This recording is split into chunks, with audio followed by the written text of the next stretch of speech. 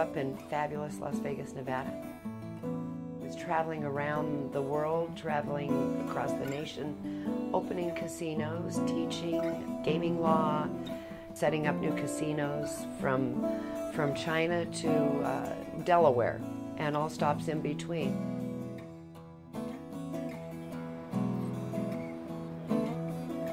I started out as a singer. What ended up happening is I think I was kind of a smart aleck, so that I segued well onto the stage because I ended up being the comedian in the group, and I was the stand-up comic. And when I ran for Senior Miss Mesquite for the pageant, that ended up being my talent, and with that was how I won. And they called me back to do a one-woman show, and I did that. And that ended up being very successful. And in that show, I spoke about people who smoke and women who smoke and how really disgusting it is when you end up talking like that. It was just so bad.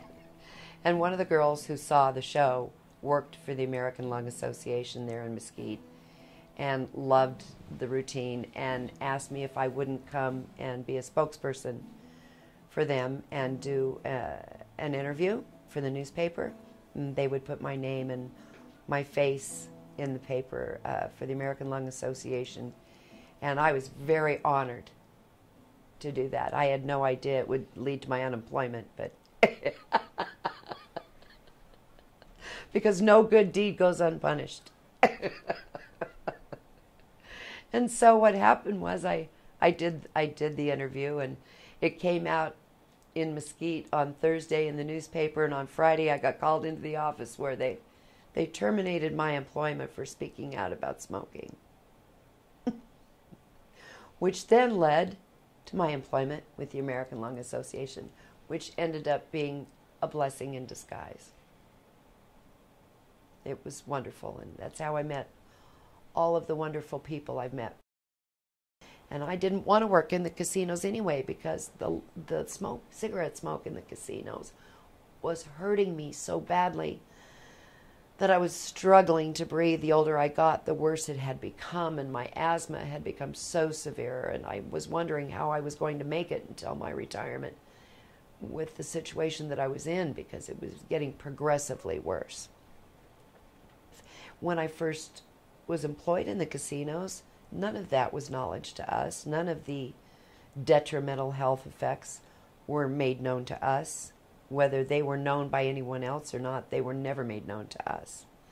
And, we were never told that working in this environment would be like smoking, or working in this environment could be worse than smoking. And in fact, we felt pretty honored to work in the casinos because it was quite a social coup de grace to be able to get these jobs. They were difficult to get. 41 years seems to me, that's a lifetime. I've given a lifetime. From the time I was a very young girl, I was 21, and now I'm 62. And so it has literally taken my entire life. As the years went on, it did become really difficult.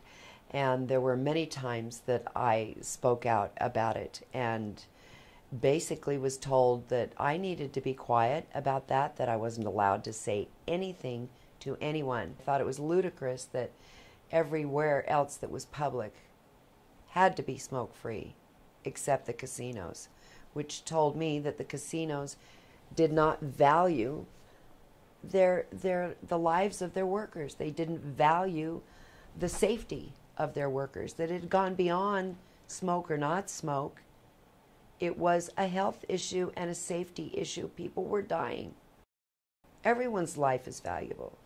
There's no way to protect anyone from secondhand smoke. It literally needs to go away. It has to be gone. That's the only protection there is having it not allowed, period. The people on the casino floor, bartenders, cocktail waitresses, dealers, management employees, are subjected to it on a daily basis, up close and personal, and have that be okay. It's not okay.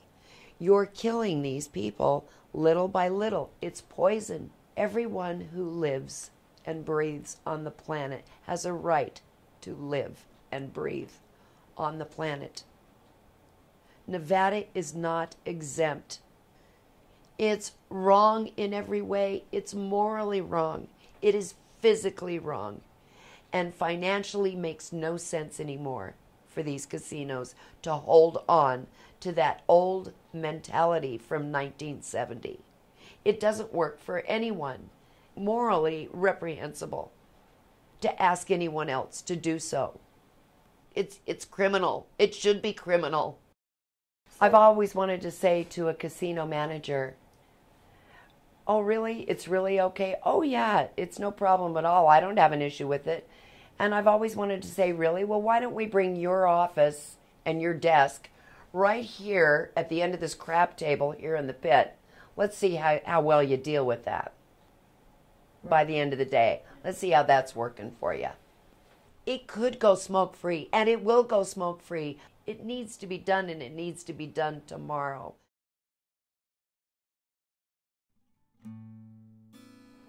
I want them to know that even when I got really sick, that there's no backing down. You have to endure to the end. And frankly, you find a lot of strength in enduring to the end. You're only on this earth for such a short time. Find a reason for goodness in this life. Find a reason for goodness. Make it happen. I told my son that if I could get one last word out before this whole thing happens to me, that it would be such a wonderful thing because other people could benefit from it, and other people could get a wake-up call that they needed, and other people that maybe in the future that we would change the world for the others that come behind us. They deserve a well-lived life. And if I help make that possible, I'm so grateful. And I'm grateful that the Lord gives me every single day on this earth.